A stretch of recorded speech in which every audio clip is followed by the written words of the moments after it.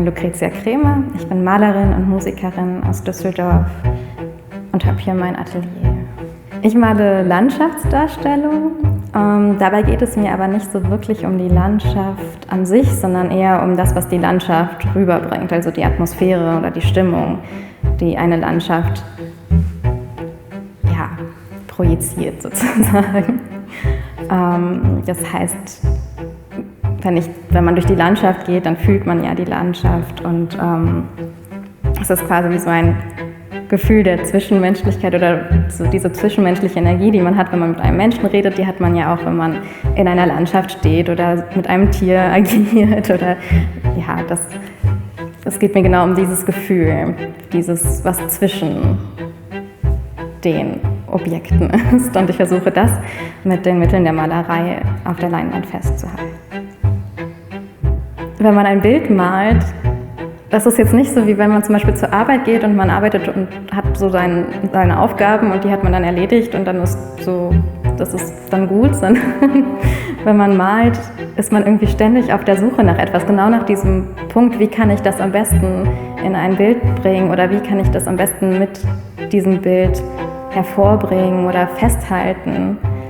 Und wenn man das Bild dann malt und in diesem Prozess ist und das ja so aus sich entsteht irgendwie, dann entstehen dabei ganz viele neue Fragen. Also man fängt mit einer Frage an oder mit einer Sache, nach der man sucht und kommt, während man malt, halt auf so ganz viele andere Momente, die einen auch irgendwie interessieren, die einen neugierig machen. Was passiert denn, wenn ich jetzt das mache oder das? Das heißt, man hat zwar dann vielleicht das Bild irgendwann abgeschlossen oder irgendwie so ausgesogen, alles aus dem Bild rausgesogen, was man konnte, und geht dann als nächste Bild und versucht dann halt die neuen Fragen, die aufgekommen sind, anzugehen und zu untersuchen. Und irgendwie kommt man immer so ein bisschen so einen Schritt näher, aber es hört nie wirklich auf.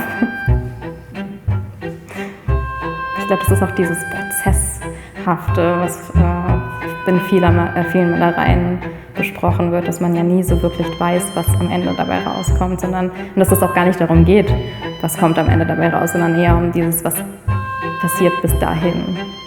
Dass man genau keine Ahnung eigentlich hat, wenn man anfängt zu malen, sondern man hat die weiße Leinwand vor sich und schaut dann, fühlt irgendwie, ob man so in sich hineinfühlt oder man konzentriert sich und es kommt irgendwann an diesen Punkt, wo man dann halt weiß, okay, ich muss das jetzt machen. Und dann sitzt der erste Strich und der führt dann zum zweiten Strich und irgendwie entsteht dann durch dieses Reagieren auf das, was gerade passiert ist, dann halt das Bild. Und das ist gerade auch das Schöne an der Malerei, dass man sich so drauf einlassen kann und quasi die Farbe irgendwie entscheiden lässt, oder auch die Formen, die dabei entstehen, entscheiden lässt. Dass man dann vom Bild selbst irgendwie überrascht wird, wie es am Ende aussieht. Wenn man das so verständlich irgendwie ausdrücken kann. Also Malerei ist für mich alles und nichts. Und ich finde, dass dieser Satz einmal halt schon ziemlich aufgeladen daherkommt.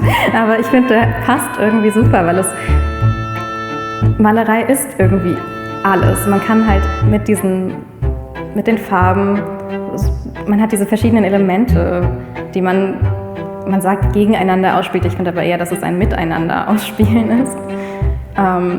Licht, Dunkelheit, Tiefe, Weite, Wärme und Kälte, das Weiche oder harte Kanten, diese unterschiedlichen Kontraste, die im Bild irgendwie eine Rolle spielen. Man kann die immer in unterschiedlichen Weisen irgendwie miteinander aufwiegen oder miteinander spielen lassen.